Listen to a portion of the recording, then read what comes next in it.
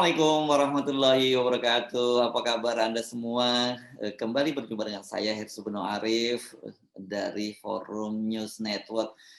Walaupun Anda melihat saya tetap senyum, ini senyum profesional gitu. Sebenarnya hati saya sedang sangat sedih, saya miris gitu mendapat kiriman berita dari teman-teman berkaitan dengan kemarin Aliansi Penyelenggara Pendidikan Indonesia itu beraudiensi dengan Pak Jokowi, presiden kita.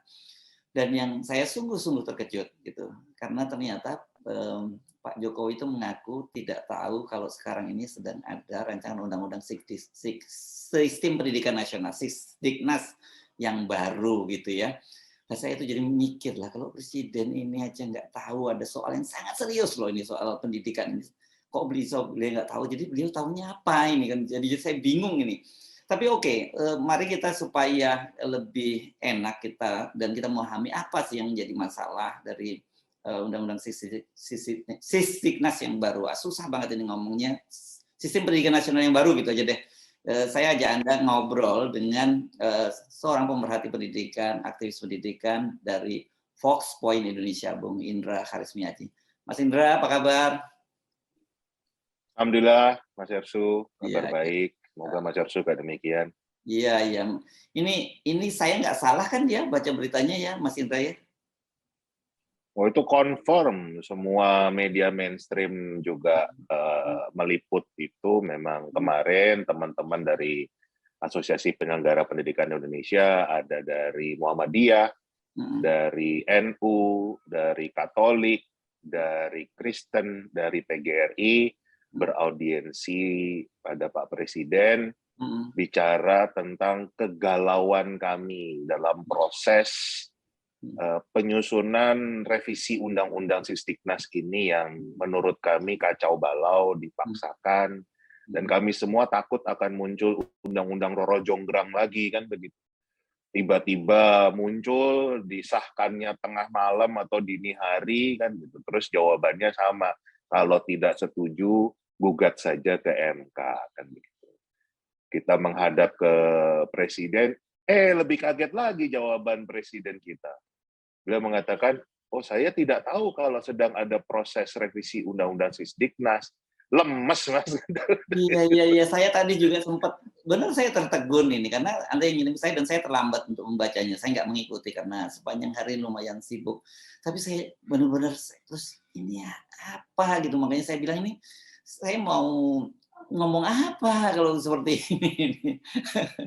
Kita semua langsung lemes dengkul ini, Mas. Karena ya pertama kan kita semua berpikir ya, periode kedua Pak Jokowi ini, beliau mengatakan fokusnya pembangunan SDM unggul. Dan beliau juga mengatakan tidak ada visi menteri, semua kan visi presiden, kan begitu.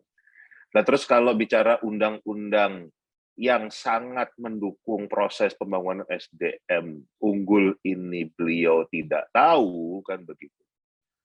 Nah terus proses tata negara ini bagaimana, proses pemerintahan ini bagaimana, kan begitu. Apakah memang misalnya menterinya tidak pernah berkoordinasi, tidak pernah laporan, atau memang beliau Pak Presidennya nggak peduli, kan begitu. Karena juga kita bicara, kayaknya semua orang tahu deh sedang ada revisi Undang-Undang Sisdiknas, kenapa?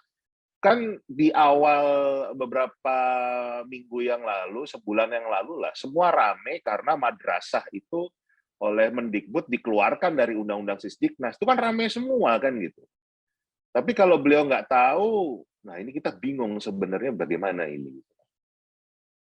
Oke, dan saya kira kita sendiri juga pernah memperbincangkan soal ini kan ya, dan bukan media-media secara umum juga sudah membicarakan soal ini. Nah, mari gini deh, supaya kalau presiden nggak tahu ya sudahlah itu urusannya presiden, tapi untung kemarin sudah ditemui ya, mudah-mudahan sekarang setelah ditemui ini beliau tahu. Sekarang mari kita bikin tahu publik tentang kenapa kok pada ribut mempersoalkan Undang-Undang Sistem Pendidikan Nasional yang baru ini. Apa saja sih yang jadi persoalan dan concern dari teman-teman di dunia pendidikan ini?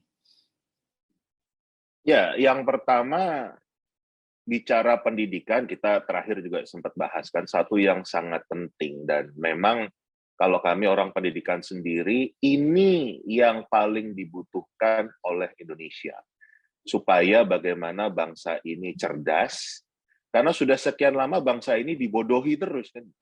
Jadi kalau kami justru melihat ada upaya membuat bangsa ini tetap bodoh, membuat bangsa ini berantem satu sama lain, diadu domba, sehingga ada keuntungan-keuntungan bisa diambil pihak-pihak tertentu kan. Intinya dari zaman VOC sampai sekarang banyak pengkhianatnya lah menjual bangsa sendiri ya karena bangsanya masih bodoh kan. Jadi kami sangat ingin ada perubahan sistem pendidikan nasional yang betul-betul mencerdaskan kehidupan bangsa secara nyata.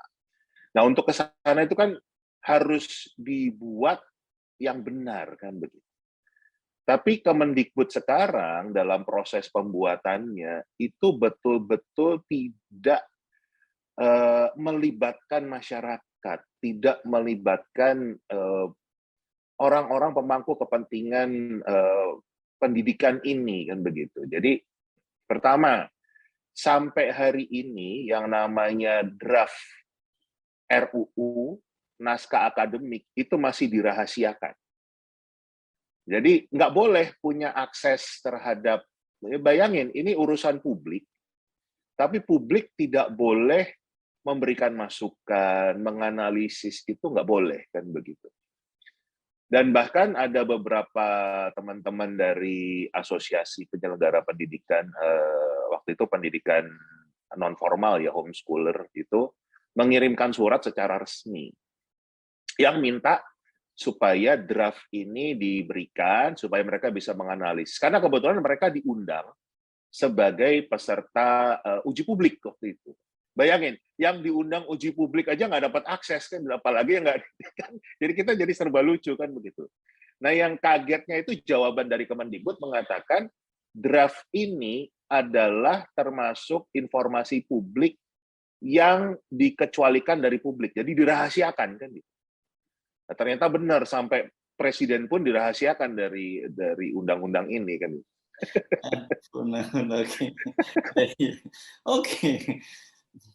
Nah, sedemikian rahasianya gitu. Jadi apa sebenarnya yang mereka sengaja sembunyikan ini? Jadi kalau kita mengacu ke Undang-Undang Informasi Publik kan ada tiga hal yang memang bisa dirahasiakan, dikecualikan dari informasi publik. Yang pertama rahasia negara. Saya pribadi sih nggak melihat untuk undang-undang pendidikan ini ada sebuah rahasia negara, kan bukan militer ya kan, bukan intelijen gitu. Jadi ini pendidikan, nggak ada sebuah rahasia negara. Yang kedua adalah rahasia pribadi. Ini urusan pendidikan, rahasia pribadinya apa kan begitu. Nah, yang ketiga ini adalah rahasia bisnis. Nah, mungkin kan gitu loh, ada rahasia-rahasia bisnis di sini yang memang perlu dirahasiakan kan itu. Karena ya mungkin banyak orang yang nggak tahu ya, Merdeka Belajar kan sekarang programnya Kemendikbud. Merdeka Belajar itu aslinya adalah merek dagang sebuah sekolah swasta di Jakarta, sekolah mahal, itu resmi Mas di Haki itu ada, memang itu tercatat sebagai merek dagang PT tersebut kan begitu. Ya bayangin, merek dagang dijadikan program nasional kan begitu. Nah, itu kan kita protes semua. Nah, setelah kita protes semua, akhirnya merek itu dihibahkan ke Kemendikbud karena kita semua protes. Tapi kan dari awalnya aja sudah menurut saya sebuah langkah yang salah. Kenapa sih harus pakai merek ini kan begitu? Dan sampai sekarang dipakai terus. Apa memang Kemendikbud itu nggak punya orang yang kreatif gitu untuk membuat sebuah tagline yang lain kan gitu. Itu mulai dari situ aja kan sudah berhubungan dengan bisnis kan begitu. Kemudian yang kemarin juga sempat heboh itu pertama kalinya dalam sejarah dengan kurikulum Merdeka ini yang baru ini, Kemendikbud jualan buku. Gitu. Jadi memaksa sekolah membeli buku dengan dana BOS yang disediakan oleh mereka juga, dan itu dimasukkan ke medsosnya Kemendikbud. Kita protes semua, ini sejak kapan kok Kemendikbud jadi jualan buku?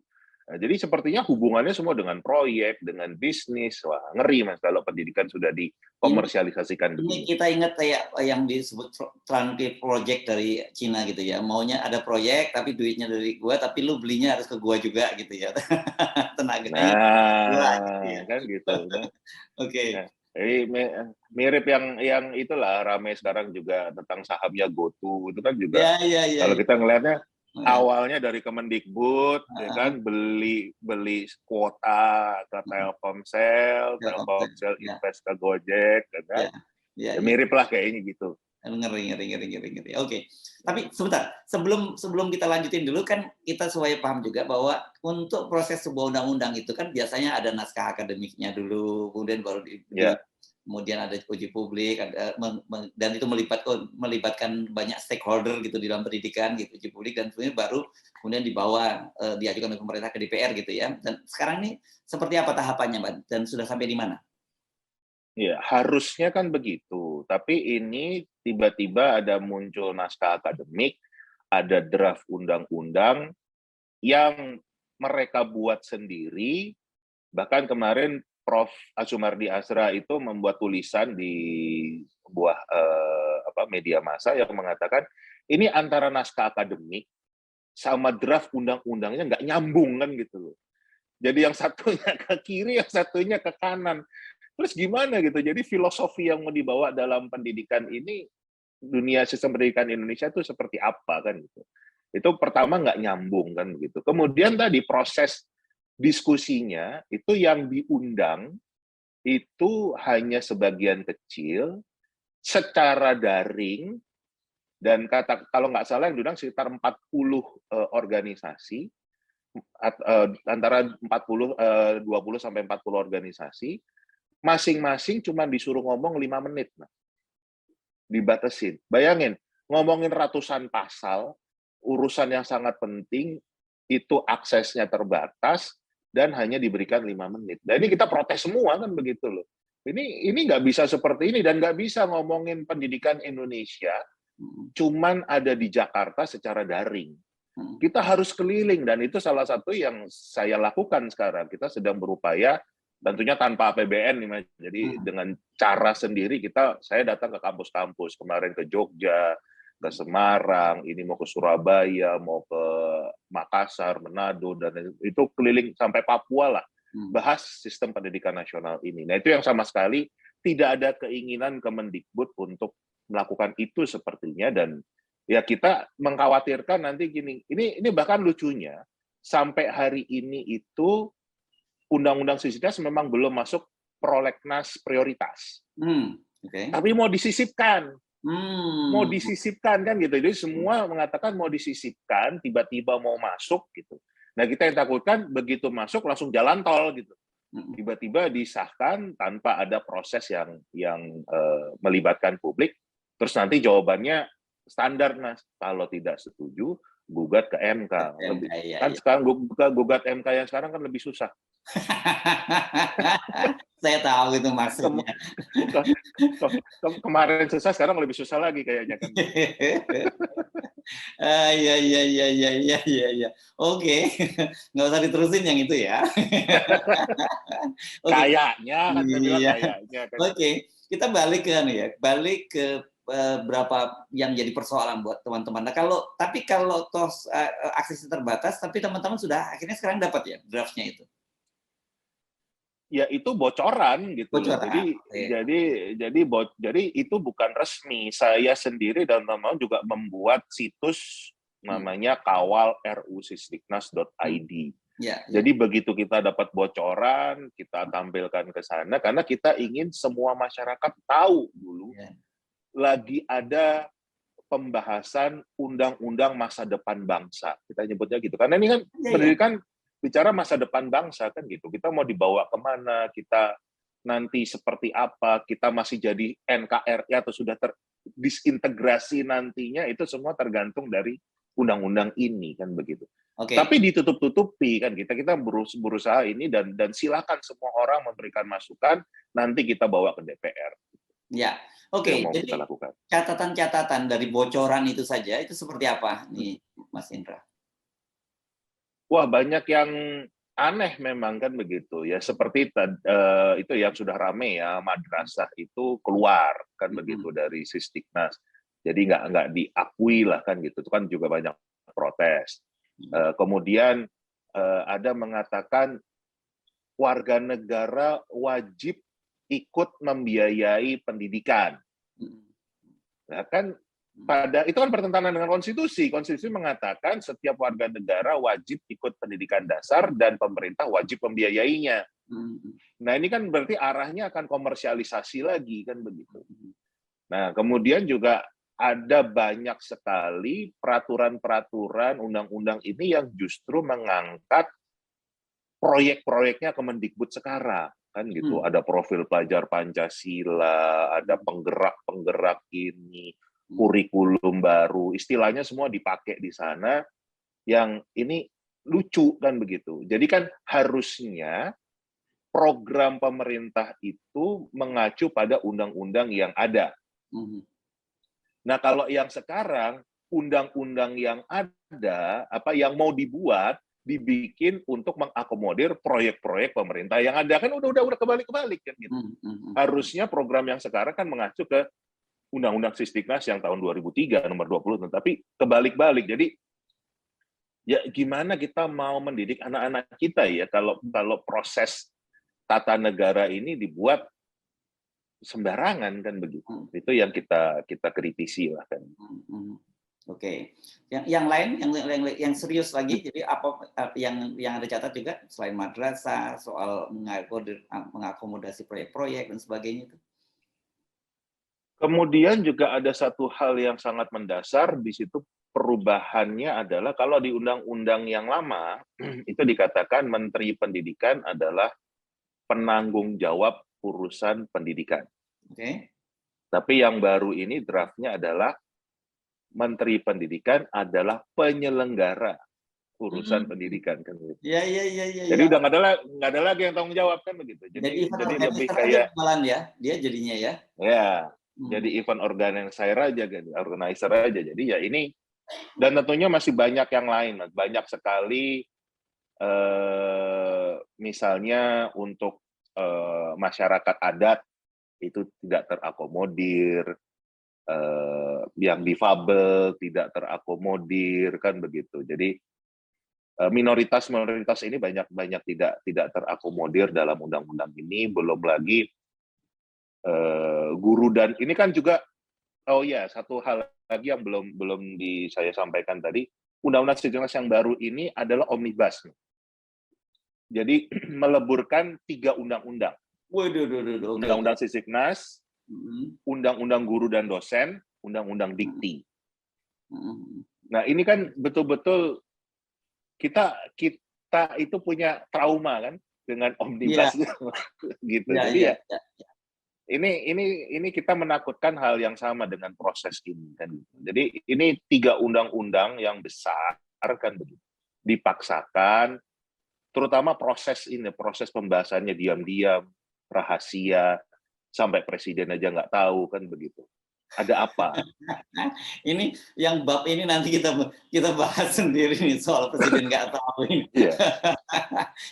Ini juga topik serius tersendiri yang juga menyangkut masa depan bangsa dan negara. Tapi kita kembali dulu ke soal undang-undang. Nah, harapan dari teman-teman di aktivis pendidikan ini apa, Mas? Yang pertama, jadi kita semua, bahkan termasuk presiden sendiri kemarin juga mengatakan, jadi gini, pendidikan Indonesia ini kan mutunya salah satu yang terburuk di dunia.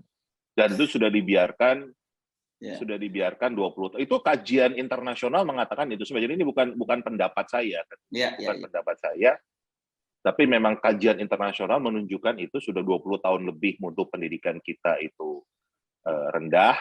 Bahkan sekolah di Indonesia itu bukan tambah pinter, tapi tambah bodoh kan begitu. Dan yang paling terakhir kemarin rilis dari OECD itu juga mengatakan Indonesia itu adalah bangsa yang paling tidak bisa membedakan antara fakta dan opini.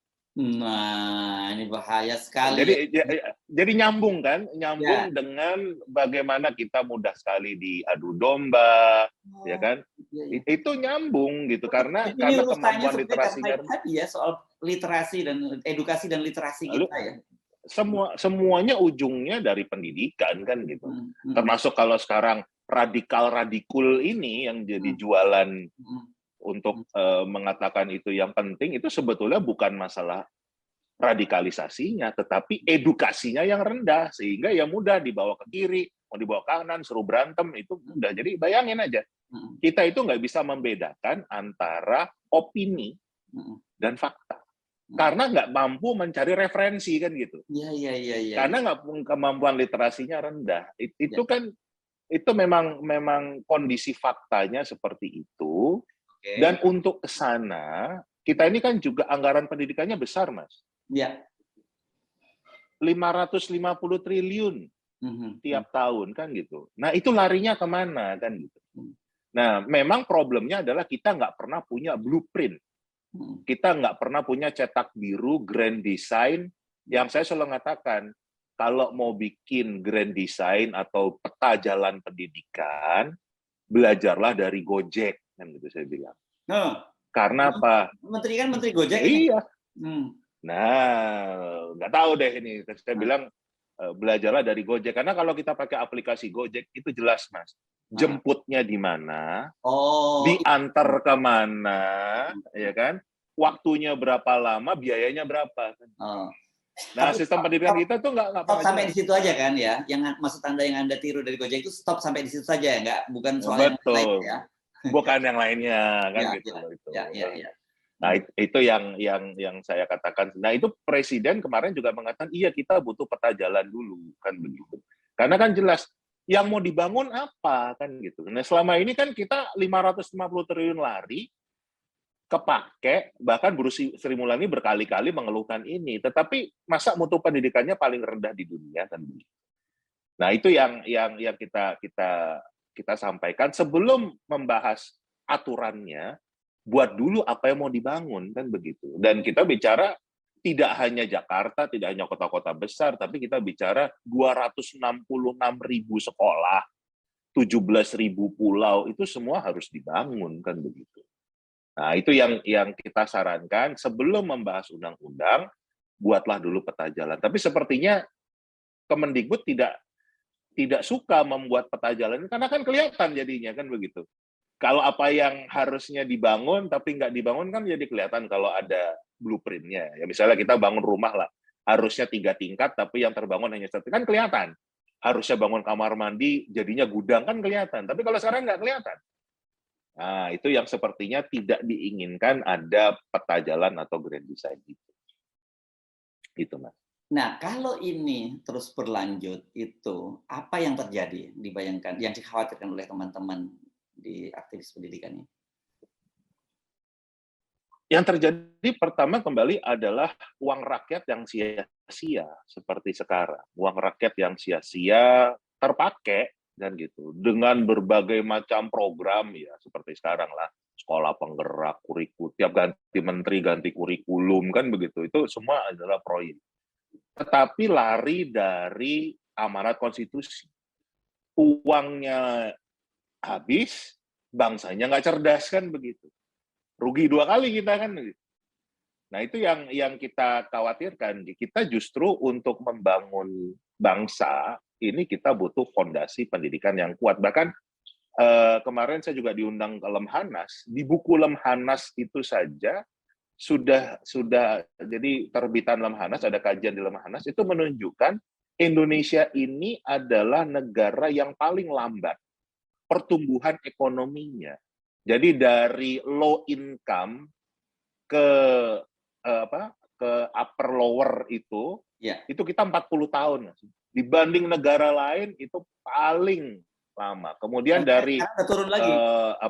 lower middle, itu naik ke tingkat yang lebih atas, ke upper middle, itu paling lama lagi, 40 tahun lagi, terus turun lagi, kan begitu, langsung turun. Ini dibandingkan dengan negara yang 5 kali lebih besar dari kita, Cina, jauh kita kecepatannya. Dengan negara-negara tetangga kita, Malaysia, Thailand, yang Vietnam, yang kurang lebih sama ya, kondisinya apa, sumber daya alamnya itu juga kita paling lama kan. Itu kan berarti problemnya di SDM, bukan di SDA kan gitu. Dan kelihatan banget kalau kita Ini yang harus bandingkan kita dengan benahi. Korea ya Mas ya. Korea dulu kan pada tahun 70-an tuh sama posisinya sama kita. Sekarang Korea sudah berubah jadi negara yang maju dan kita masih masih umiak aja di sini gitu kan.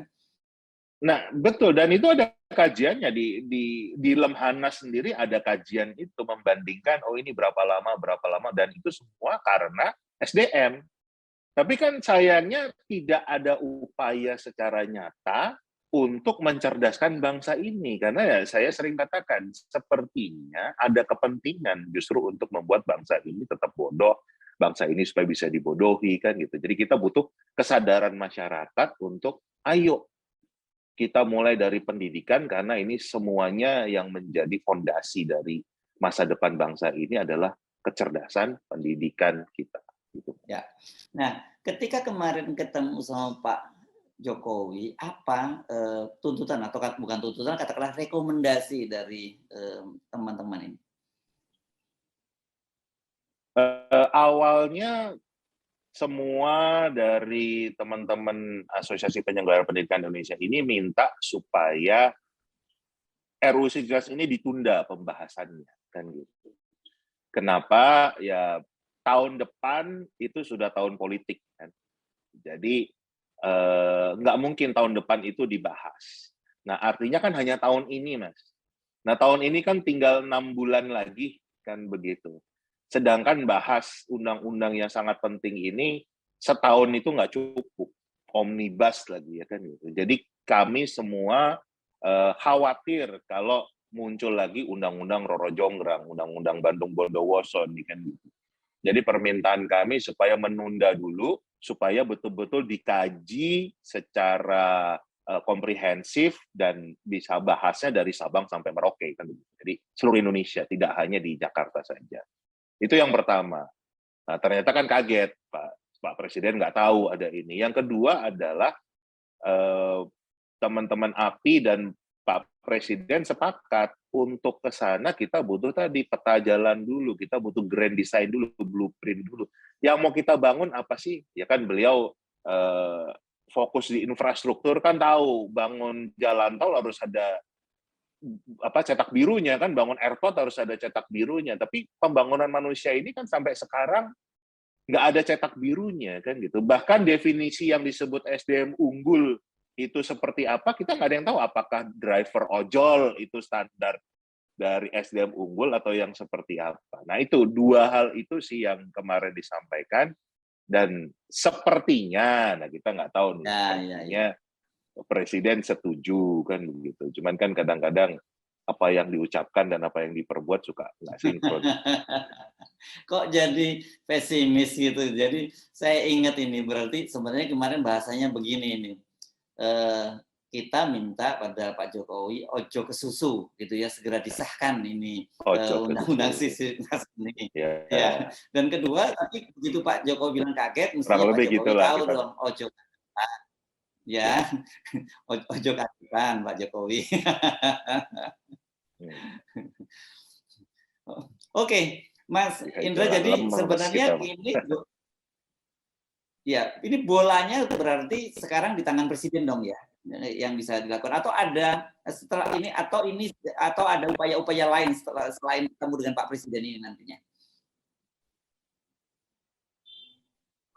Kalau kami sih, saya sendiri dan teman-teman juga tetap tadi ya melakukan upaya untuk ada diskusi ilmiah di setiap daerah, di kampus kan begitu, untuk membahas RUU Sisdiknas ini. Minimal buat kami itu supaya masyarakat aware. Masyarakat tahu kalau kita sedang bahas undang-undang masa depan bangsa ini. Kemudian kami juga terus mendekati DPR, kami terus juga istilahnya berupaya walaupun susah komunikasi dengan Kemendikbud untuk lebih terbuka lagi, untuk betul-betul ayo ini kita diskusikan bersama. Kita nggak bicara oposisi, pendukung, cebong, kadrun, apa enggak, tapi kita sama-sama bangsa Indonesia, kepentingan bersama, ayo kita duduk bersama, Ayo kita diskusikan untuk kepentingan bersama. Itu sih harapan kita, Mas. Itu yang upaya kita lakukan. Iya, oke. Mudah-mudahan saja ya Pak Jokowi tidak berhenti sekedar kaget, tapi akan ada tindak lanjut dari kekagetan Pak Jokowi. Karena saya kira, kita tahu bahwa undang-undang lain itu memang berbahaya, omnibus law, terus yang lain undang minerba segala macam itu berbahaya. Tapi ini yang tanpa kita sadari, undang-undang sisdiknas ini jauh lebih berbahaya karena ini berkaitan dengan sumber daya manusia Indonesia di masa depan ya, Mas Indra. Tepat sekali, Mas. Nggak bisa main-main ini, Mas, kan gitu. Dan kita sudah pengalaman yang kemarin nggak ingin terulang lagi lah. Ya, baik. Terima kasih Mas Indra Karismiaji. Beliau ini dari Fox Point. Ini singkatannya dari Fox apa, Mas? Fox Point Indonesia ini Fox singkatannya, Populi Mas? Institute Indonesia. Fox Populi dari Institute Fox Indonesia. Populi Ya? Institute Indonesia. Ya, oke. Ya. Jadi ini lembaga itu ormas Katolik. Nah. Ormas Katolik ya. Organisasi masyarakat Katolik kita. Ya, ini Anda ini kadrun cabang Katolik lah gitu kira-kira, kan suka protes sama pemerintah, jadi kadrun dong Anda. Kurang lebih. Iya, sudah banyak mengkadrunkan saya memang, jadi memang saya kadrun varian Katolik. Oke, terima kasih Mas Indra Karismiaji. Oke, demikian tadi wawancara saya dengan Mas Arsul, salam sehat. Salam sehat. Demikian tadi wawancara saya dengan Indra Karismiaji. Beliau adalah aktivis pendidikan dari Fox Point Indonesia. Saya Arif, sampai jumpa lagi. Wassalamualaikum warahmatullahi wabarakatuh.